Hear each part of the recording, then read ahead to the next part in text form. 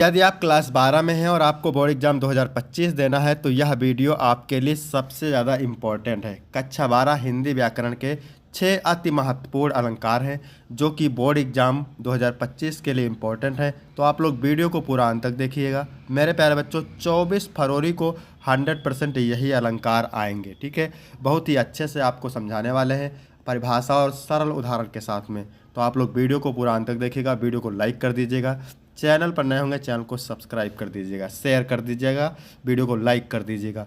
चलिए शुरू करते हैं। सबसे पहले मेरे प्यारे बच्चों, उपमा अलंकार। उपमा अलंकार की परिभाषा होती है, जब उपमेय में उपमान की तुलना की जाए वहाँ उपमा अलंकार होता है। जब उपमेय में उपमान की तुलना की जाए वहाँ उपमा अलंकार होता है। ठीक है, उपमा अलंकार को समझने के लिए आपको उपमेय और उपमान जानना जरूरी है। उपमेय का मतलब होता है जिसकी तुलना की जाए। ठीक है, उपमेय का मतलब होता है जिसकी तुलना की जाए और उपमान का मतलब होता है जिससे तुलना की जाए। तो यहाँ पर उदाहरण से मेरे प्यारे बच्चों समझिएगा, पीपर पात सरिस मंडोला। अब यहाँ पर देखिए, मन की तुलना किससे की गई है? पीपल के पत्ते से। ठीक है, तो जिसकी तुलना की जाती है वो क्या होता है? उपमेय होता है। तो यहाँ पर मन क्या हो गया? उपमेय हो गया। और जिससे तुलना की जाए किससे की गई है? पीपल के पत्ते से की गई है। तो यहाँ पर पीपल का पत्ता क्या हो गया? उपमान हो गया। ठीक है, पीपर पात सरिस मंडोला। अब यहाँ पर आप दूसरा उदाहरण देख सकते हैं। तमाम उदाहरण है लेकिन आपको परीक्षा में एक ही लिखना है, हर पद कोमल कमल से। ठीक है, तीसरा है फूलों सा चेहरा तेरा कलियों सी मुस्कान।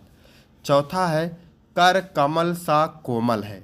इसके बाद पांचवा उदाहरण है मुख चंद्रमा सा सुंदर है। छठा है गाने का, चांद सरोसन चेहरा जुल्फों का रंग सुनहरा, ये नील सी गहरी आंखें कोई राज है इसमें गहरा। और उपमा अलंकार के वाचक शब्द होते हैं सा सी से सम सरिस समान। ठीक है, तो ये उपमा अलंकार कंप्लीट हुआ। अब इसके बाद हम बात करेंगे रूपक अलंकार की, जो कि मोस्ट इंपॉर्टेंट है बोर्ड एग्जाम के लिए। तो रूपक अलंकार की परिभाषा होती है, जब उपमेय और उपमान में कोई अंतर ना दिखाई दे वहाँ रूपक अलंकार होता है, अथवा जब उपमेय में उपमान का भेद रहित आरोप हो वहाँ रूपक अलंकार होता है। तो आप कोई एक परिभाषा लिख सकते हैं। तो आप ये वाली लिखेंगे, जब उपमेय में उपमान का भेद रहित आरोप हो वहाँ रूपक अलंकार होता है। भेद रहित का मतलब होता है उपमेय में उपमान में कोई अंतर ना हो, उपमेय और उपमान में कोई अंतर ना हो, उपमेय को ही उपमान मान लिया जाए। ठीक है, जैसे उदाहरण से समझिएगा। पहला उदाहरण है चरण कमल बंदो हरिराई। तो यहाँ पर देखिए, चरण उपमेय है और कमल उपमान है, तो यहाँ पर चरण को ही कमल मान लिया गया है। उपमा अलंकार में क्या था? उपमेय की तुलना उपमान से की जाती थी। ठीक है, लेकिन यहाँ पर उपमेय को ही उपमान मान लिया गया है, यहाँ पर तुलना नहीं की गई है। ठीक है, उपमेय और उपमान में कोई अंतर नहीं है। दूसरा है मैया मैं तो चंद्र खिलौना ले हूँ, चंद्रमा रूपी खिलौना। तीसरा है पायो जी मैं तो प्रेम रतन धन पायो। ठीक है, इसके बाद चौथा उदाहरण है सस्य मुख पर घूंघट डाले अंचल में दीप छिपाए। ठीक है, तो आपको इसमें भी एक ही उदाहरण कोई लिखना है। ठीक है, उत्प्रेक्षा अलंकार देखिएगा। उत्प्रेक्षा अलंकार में है, जब उपमेय में उपमान की संभावना व्यक्त की जाती है तो वहाँ उत्प्रेक्षा अलंकार होता है। जब उपमेय में उपमान की संभावना व्यक्त की जाती है तो वहाँ पर कौन सा अलंकार होता है? उत्प्रेक्षा अलंकार होता है। उदाहरण देखिएगा। उदाहरण है उस काल मारे क्रोध के तन कांपने उनका लगा। उस काल मारे क्रोध के तन कांपने उनका लगा, मानो हवा के बेग से सोता हुआ सागर जगा। मानो हवा के बेग से सोता हुआ सागर जगा। ठीक है, यहाँ पर वाचक शब्द है, यहाँ पर मिस्ड प्रिंट है। ठीक है, ये वाचक शब्द नहीं है।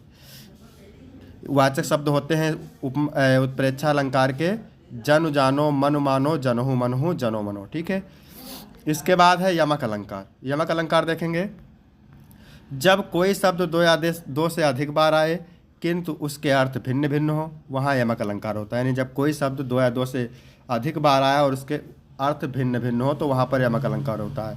उदाहरण देखिएगा, सोना कितना सोना है। तो यहाँ पर पहले वाले सोना का अर्थ दूसरा होता है और दूसरे वाले सोना का अर्थ दूसरा होता है। ठीक है, तो इस प्रकार से इसमें यमक अलंकार है। सजना है मुझे सजना के लिए। अब सजना का मतलब श्रृंगार करना और सजना मतलब प्रेमी प्रियतम या पति। ठीक है, इसके बाद है काली घटा का घमंड घटा। तो ये वाला उदाहरण आप लिख देंगे, काली घटा। घटा माने बादल होता है और घटा माने कम होता है। ठीक है, दो शब्द आए हैं, दोनों का अर्थ भिन्न भिन्न है। इसके आगे आप लिखेंगे, अगला उदाहरण है सपना सपना समझकर भूल न जाना। तो यहाँ पर सपना देख लीजिए, यहाँ पर सपना देख लीजिए। ठीक है, सपना मतलब किसी का नाम हो जाएगा और सपना मतलब रात में आने वाला स्वप्न। पांचवा उदाहरण है कनक कनक तय से गुनी मादकता अधिकाय, या खाए बौराए जग या पाए बौराए। तो स्पष्टीकरण आप देख सकते हैं, इनमें कनक शब्द का प्रयोग 2 बार हुआ है, लेकिन एक कनक का अर्थ है सोना और दूसरे कनक का अर्थ है धतूरा। तो इसमें से भी आपको एक ही उदाहरण एग्जाम में लिखना है, ठीक है। फिर है संदेह अलंकार। क्या? संदेह अलंकार। संदेह अलंकार में जब उपमेय में उपमान का संदेह हो तो वहाँ संदेह अलंकार होता है। जब उपमेय में उपमान का संदेह हो वहाँ पर संदेह अलंकार होता है। और संदेह अलंकार के वाचक शब्द होते हैं कींधो, की, के अथवा या। उदाहरण देखिएगा, चाक है या सिगरेट, तो यहाँ पर या आ गया। रस्सी है या सांप, ठीक है, रस्सी है या सांप। यानी जो संदेह अलंकार होता है इसमें संदेह बना रहता है, ठीक है, कन्फर्म नहीं होता है कि ये कौन सी वस्तु है। सारी बिच नारी है, किनारी बिच सारी है, सारी ही किनारी है कि सारी ही किनारी है, ठीक है। तो ये उदाहरण हो गया। इसके बाद है भ्रांतिमान अलंकार। तो भ्रांतिमान अलंकार की परिभाषा देखते हैं। जब उपमेय में उपमान का भ्रम हो और भ्रम के कारण एक वस्तु को दूसरी वस्तु मान लिया जाए तो वहाँ भ्रांतिमान अलंकार होता है।